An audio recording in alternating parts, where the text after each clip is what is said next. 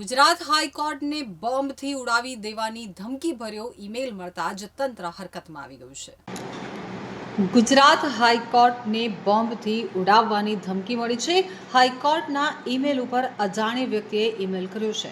પોલીસને જાણ કરતાં જ પોલીસ હાઈકોર્ટ પહોંચી ગઈ છે, તો હાઈકોર્ટના ગેટ બંધ કરી ચેકિંગ શરૂ કરી દેવામાં આવ્યું છે। ડોગ સ્ક્વોડ અને બોમ્બ સ્ક્વોડ દ્વારા ચેકિંગ હાથ ધરાયું છે।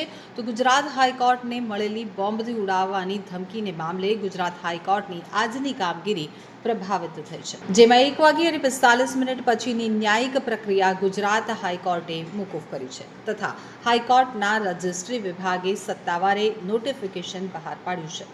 રિસેસ બાદ કોર્ટ બંધ કરવાની સૂચના આપવામાં આવી છે। આ સાથે જ વકીલોને પણ કોર્ટ છોડવા સૂચન કરાયું છે। હાલમાં સિક્યોરિટી ચાલુ છે।